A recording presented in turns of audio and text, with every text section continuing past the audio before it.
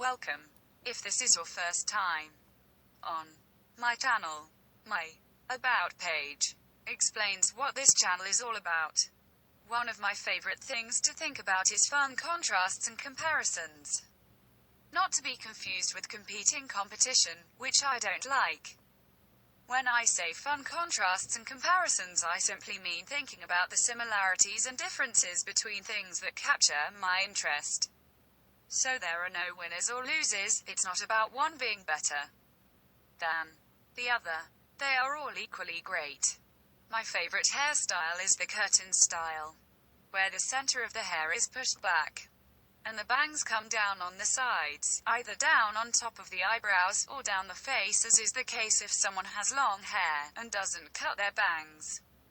When I had a full head of hair, a version of the curtain style that I would often sport was the wet look, where I would wet my hair with water, slick the middle back with a comb, because I like the look of comb lines, and have my bangs come down on my eyebrows.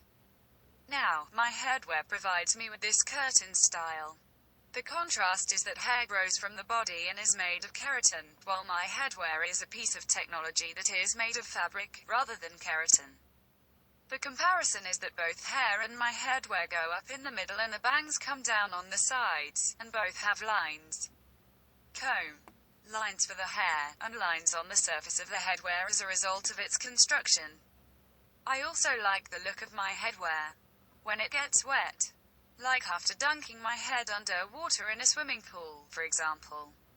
Sometimes I'll even wet my headwear in the sink before putting it on, especially in the summertime.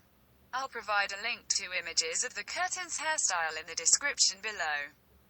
I also like contrasting and comparing different headwear styles and different hairstyles, as well as different hair textures and curl patterns or lack thereof, from super straight hair to super curly hair. Other than contrasting and comparing hair versus hair, headwear versus headwear, and hair versus headwear. Two more examples of fun contrasts and comparisons that I like are as follows. 1. Huge heavy trains versus huge heavy planes. Because both are huge, impressive, powerful vehicles able to move fast.